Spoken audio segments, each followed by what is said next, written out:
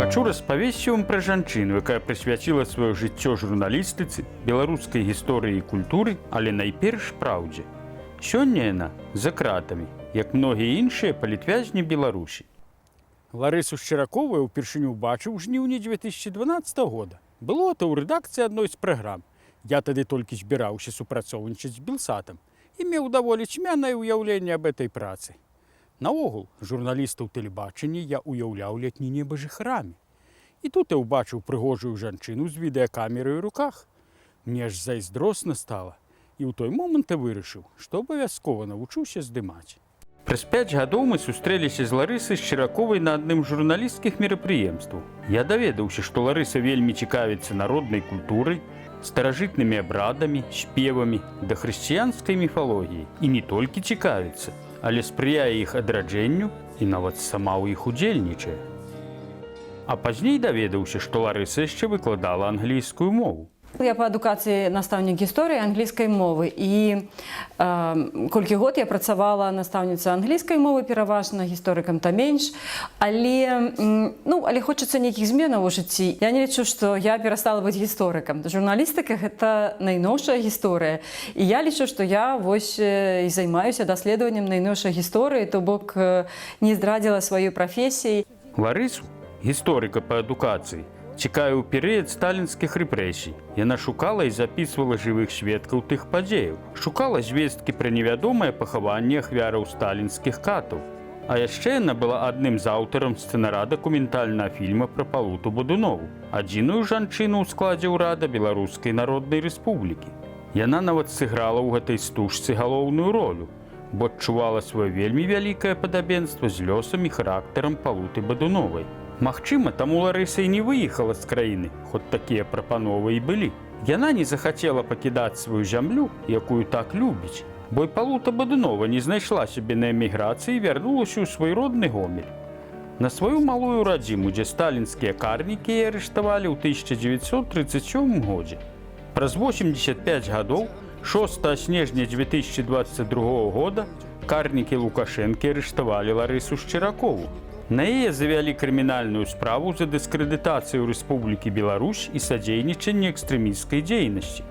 Пад гэтымі страшнымі фармулёўкамі хаваецца ўсяго толькі добрае выкананне сваёй журналісцкай працы. А вось ніхто так не дыскрэдытуе краіну, як Лукашэнка і яго памагатыя. За журналісцкую працу Ларысу больш за 40 разоў судзілі па адміністрацыйных справах. Больш за 30 разоў судзілі па падобных справах і мяне. Схема ў міліцыянтаў ды суддзяў працавала проста. У інтэрнэце знаходзілі сюжэт са свайго горада, вызначалі людзей, што ў ім былі знятыя.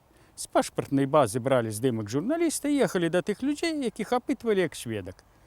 Потым на журналіста складаўся пратакол і справа накіроўвалася ў суд, які ў сваю чаргу выпісваў велізарныя штрафы за працу без акрэдытацыі на замежныя СМІ. Атрымаць акрэдытацыю было немагчыма, бо Міністэрства замежных спраў не акрэдытоўвала сам канал.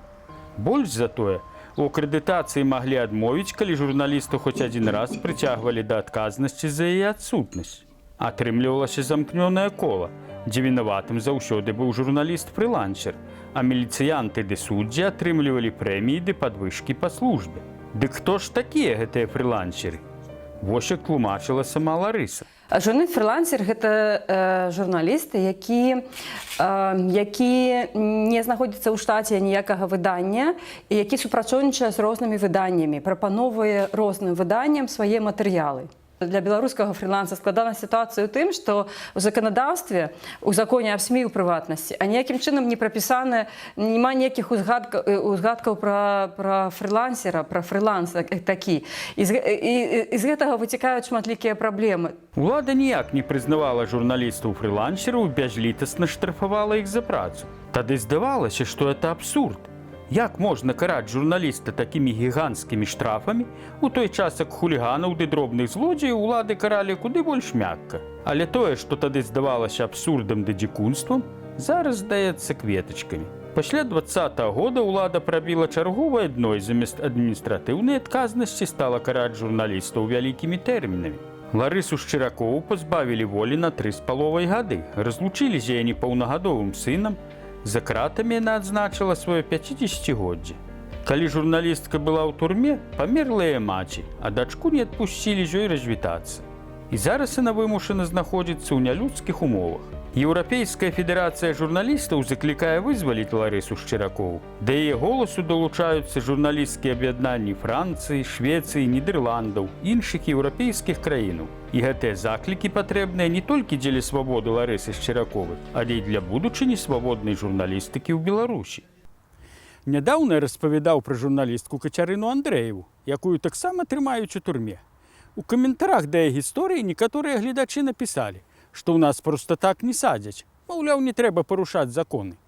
Але ці можна назваць законам тое, што само па сабе не дзейнічае справядліва і роўна для ўсіх? У нас законы ператварыліся ў інструмент выбарачнай расправы.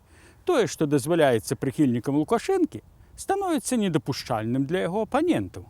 Гэта не закон, а фармальнасць, якая працуе толькі на карысць тых, хто ва ўладзе. Вельмі часта людзі гэта пачынаюць разумець, калі самі сутыкаюцца з беззаконнем ад тых, каго яны яшчэ нядаўна лічылі гарантам законнасці. Хоць так званы галоўны гарант этой законнасці заяўляе, што ён з жанчынамі не воюе. И вообще-то мужики нормально с женщинами не воюют. Хтосьці, магчыма, і не воюе, але ягоныя карнікі, каб затрымаць адну жанчыну, едуць у поўнай баявой экіпіроўцы.